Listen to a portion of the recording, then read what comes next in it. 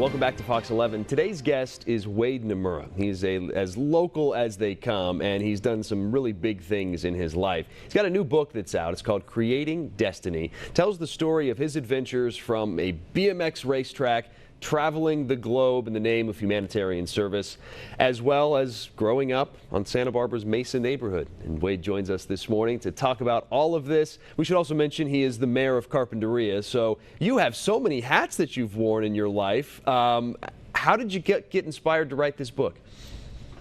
Actually, I always thought about writing a book. The book was going to be written for my family. I figured I'd do an autobiography. But then as it kind of progressed, my wife talked me into actually creating it as a biography. So she helped me write it. Started with 700 pages of manuscript, and it went down to 250 with the direction of inspiring others to lead a life of service. You've done so much. We're seeing pictures of you riding BMX, and of course, just your great work in the community. Rotary is taking you around the globe as part of your outreach. How do you narrow down all that you've done into a book? That was the hard part. I think the important part was the focus itself. I've enjoyed serving others, and that's why I wanted to write the book, to make sure that people understand that serving others is something important in your life. I could leave a legacy of money behind that, I will never be able to benefit from, or I could leave a life of service where I help others. And in doing so, it changes their lives forever. I think that's the value of my life.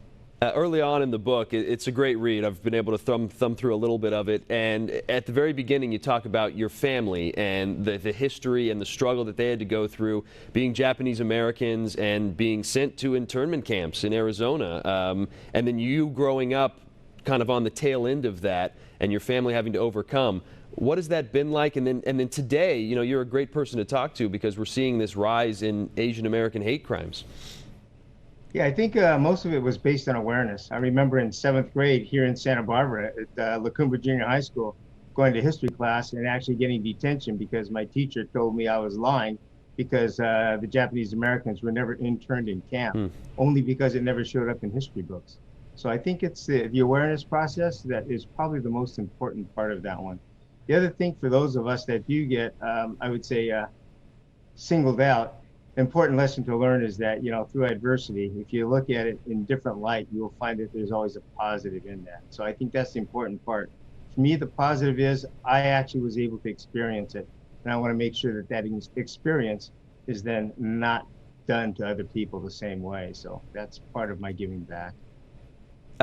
If you have a chance to tell somebody that they can take one thing away from opening this book and reading it, what do you hope somebody takes away from it?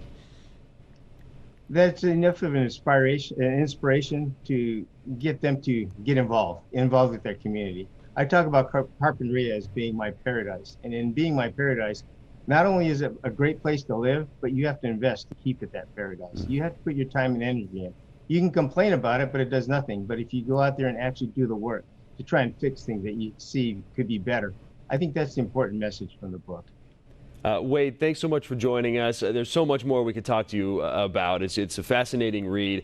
If you'd like to find out more about Wade Nomura's life and about the book, if you'd like to go and buy it, it's called Creating Destiny. You can head to wadenomura.com/book. Wade, thanks so much. Thank you very much, Joe. Thanks for having me.